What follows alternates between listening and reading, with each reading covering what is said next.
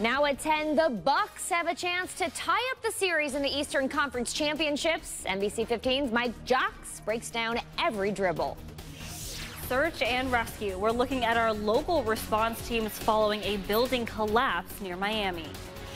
And Chauvin's sentence. We're looking deeper at how Minnesota law impacted his fate. Live from the WMTV studios, your news authority. NBC 15 News at 10 starts now. Well, keep the rain gear close by this weekend. We are expecting numerous rounds of showers and storms. We'll have some additional rain tonight, 68, 78 both Saturday and Sunday. Tomorrow's kind of looking like a washout, I'll be honest with you. Sunday, there is some hope that by the afternoon, the evening, we may get into some dry weather, and if we're lucky, we may actually get a little bit of sunshine. Here's the latest on Sky Tracker HD. After some earlier showers this evening, we're kind of in a lull, but as I widen this out, you'll notice more rain down to the south and west. All of this is going to head in our direction late tonight and tomorrow morning, and by the time you wake up Saturday, there will be a lot of rain, I think, around southern Wisconsin. I want to show you this photo. Josh, my buddy Josh, measuring some rain on the east side of Madison this evening, picking up about a ½ inch to an inch. Some places in downtown Madison were upwards of 2 inches. So a lot of rain to talk about. We're going to talk those totals coming up in your full First Alert forecast. The court commits you to the custody of the Commissioner of Corrections for a period of 270 months. 22.5 years. That's the sentence for Derek Chauvin. Technically, Chauvin faced up to 40 years in prison for second-degree murder, 25 years for third-degree murder, and 10 years for manslaughter. However, Chauvin, no prior criminal record. That played a factor. That means the judge was given discretion in his sentencing. So, how did the court come to this decision, and what does our community have to say about it? NBC 15's Michelle Beck asked those questions tonight. Michelle, help us understand what we need to know about Minnesota law. We are in Wisconsin here. Yeah, that's right, Elizabeth. Let's start with what prosecutors wanted going into that hearing. 30 years for Derek Chauvin. That was to cover his most serious charge of second-degree murder. Meanwhile, Chauvin's attorneys wanted parole, and as you just saw, neither side got exactly what it hoped for. 22.5 years. Yeah, well, it's not as many as I would have hoped, not but quite as many, but it's better than I expected. Former Minneapolis police officer Derek Chauvin heard his sentence Friday for the killing of George Floyd. Is that enough? No. Why? They should have gave him life. He took somebody's life, and I feel like he did not care that he had his knee on that man's neck. How the Minnesota judge came to that sentence. I think he took the target number in the guidelines, which is 12.5 years, and added 10 years to it. Mark Osler, a law professor from the University of St. Thomas, explains why the judge added the extra 10. The fact that he went significantly over the sentencing guidelines does mean something, that it was making a statement. He said in his memorandum of law that there were 2 of the aggravating factors that really mattered to him that caused him to go upward. The abuse of the power that a police officer has, and then also the cruelty that was inherent in what Derek Chauvin did. Osler adds, under state law, Chauvin will only serve 2/3 of his sentence behind bars. With good behavior, the rest will be in community supervision. Hopefully, it will cause society as a whole to look more into police training. Community members now look for ways to keep going, with a highly anticipated hearing behind them. Being a minority, a black person, I feel like we don't have justice. We don't never see justice. Okay, Michelle, the statutory maximum for Chauvin's charges was 40 years. Right, but Osler says there is a legal precedent that actually limits it to 30 years. So the judge really only had that much without risking his decision being reversed. All right, Michelle Beck reporting for us tonight. Thank you, Michelle. And before he was sentenced, Chauvin was given a chance to speak. Take a listen. I do want to give my condolences to the Floyd family. There's going to be some other information in the future that would be of interest, and I hope things will give you some peace of mind. Floyd's family responding to that sentence soon after that. I don't think any sentence would be enough, because what truly would be justice would be for us to be able to have George back. And President Joe Biden speaking this afternoon, calling the sentence, quote, appropriate under the guidelines. Another top story we've been following tonight. At least 4 people are now dead. Another 159 still missing following that condo collapse near Miami. Now, right now, we know building officials are waiting on a 40-year certification inspection report from that building before it collapsed. Meanwhile, search and rescue efforts continue. Crews are using canine units to search for any signs of survivors. Now, this begs the question, how would we handle a similar situation here in Madison? NBC 15's Sana Cabargo spoke to the fire department's rescue team about how they prepare for a tragedy. Elizabeth, about 50 firefighters make up Madison's heavy urban rescue team. A team leader told me they train for 4 main types of situations, including structural collapse.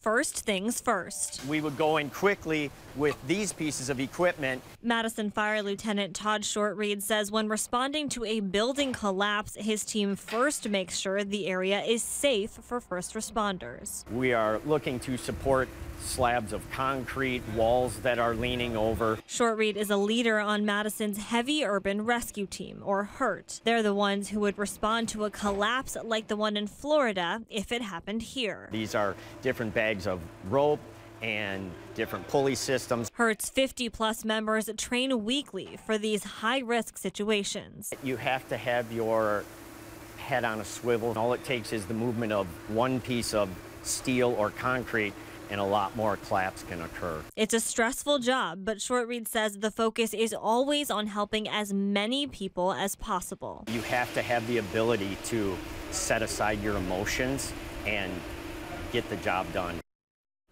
Lieutenant Shortreed added having experienced members on his team is really important in these situations. Sana, we don't yet know what caused that building to collapse in Florida, but could it lead to a change in maybe design guidelines? Elizabeth, if the cause turns out to be design related, then it wouldn't be the first time. I spoke to a Madison College architecture professor who told me the International Building Code is updated every 3 years. Changes often happen after an incident like the collapse in Florida, including major earthquakes or building fires. When we had the earthquake in San Francisco, that led to much stricter regulations about seismic design for buildings. They will certainly incorporate and try to write the code or revise it. The professor also told me the building code is constantly evolving. The code when the condos in Florida were designed was different than it is now, and it was less standardized nationally. Live in the studio, Sana Cabargo, NBC 15 News. Another big story, the cause of the fire over the state border at the Chemtool facility has been ruled accidental. Look at this drone video right here of that dramatic scene. This is the latest from the Rockton Fire Protection District. So we've learned that last Monday, it was the 14th, a project was actually underway to replace insulation near a piping network. This piping carried heated mineral oil. While an employee was with an outside contractor, they were doing some work. An unknown amount of that oil actually fell and pooled onto the floor. Chemtool operators were in the process of placing contaminant booms when that fire ignited. The Broadhead man accused of killing his grandmother in her home claims demons are the cause. The criminal complaint says Jamie Beggs was staying with Kathleen Beggs at the time. Rock County Sheriff's Office deputies initially responded to her home when a man stopped by to drop off a newspaper. The suspect allegedly came out and asked him if he could see demons. That witness later found the 97-year-old victim in the garage. My grandmother was the only person that saw good in Jamie, and he destroyed her. Beggs is accused of first-degree intentional homicide. He's facing a $100,000 cash bond. Well, a cold case comes to an end. An Arizona man is convicted of shooting his wife to death almost 33 years ago in Columbia County. 73-year-old Mark Bringy was found guilty of first-degree murder with a dangerous weapon following the death of Lori Bringy. That was back in August of 1988. Bringy now faces life in prison. We're tracking a spike in crime in Madison. Police Chief Sean Barnes says crimes like sexual assaults are up roughly 20% this year. Weapons violations, those are up 10%. Well, new at 10, Menominee Casino is open about 2 weeks after a cyber attack there. The resort experienced technical difficulties on its computer systems following the attack. The resort is working with law enforcement to determine who's behind it. A reminder for those still hoping to get vaccinated, the Alliant Energy Center site closes tomorrow. This as Wisconsin approaches half of its residents having at least one COVID-19 vaccine dose. Right now, 49.9% have at least one shot. But when will we need a booster? That's a question the World Health Organization hopes to answer next week. There are 3 scenarios here, okay? An annual 1-dose booster shot for all, an annual booster for those 50 years and older, or no booster at all. We'll have to wait and see on that. Thousands of Wisconsin renters are worried they could lose their homes when a federal freeze on most evictions ends July 31st. The moratorium helped renters remain in their homes despite losing jobs during the pandemic. You remember that. According to a U.S. Census Bureau survey, about 16,000 Wisconsinites are now concerned for when it ends. Well, across the state border, elements of Minnesota's eviction moratorium will remain in place for another year after an executive order from the governor.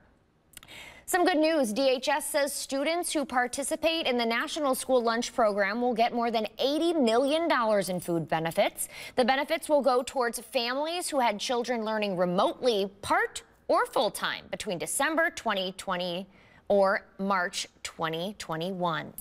Well, the Milwaukee Bucks taking another shot at the Atlanta Hawks tonight in Game 2 of the Eastern Conference Final. Let's bring in Sports Director Mike Jocks. Jocko, you're smiling. Yep. It's good news, isn't it? Kind of giving it away, aren't I? You are. Let me say this, Elizabeth. You're an open book. Right. Game 1 for the Bucks was pretty ugly. All the hype that surrounded the big deer after beating the Nets in Game 7 last weekend laid a deer egg on Wednesday night in Milwaukee and lost to the Hawks tonight. It was a whole new ball game, and the Bucks were not about to go down 2-0. Get this, the Bucks came out smoking, not literally because I believe it's illegal to smoke in Fiserv Forum, but they were hot. Giannis right here, he had 25 points in 29 minutes. Didn't play a lot in the fourth quarter because the Bucks won, get this, 125-91. Trae Young had 48 points for Atlanta in Game 1 tonight. He had 15. More highlights, and a local team is bringing home a state soccer championship. All that later in sports. Live in the newsroom, I'm Mike Jocks, NBC 15 Sports. A happy Jocko, love to see it. New at 10, tickets for the Packers Family Night Scrimmage will go on sale July 14th. Mark your calendars. Tickets will be available exclusively online. The stadium will be open to full capacity. Making a break for it. You have to see this story. Still ahead at 10. New video of a deer breaking into Walmart and getting caught. But first, new data from the intelligence community's long-awaited UFO report. You heard that right. A break in the rain for now, but it won't last too long. Your first alert forecast is coming up.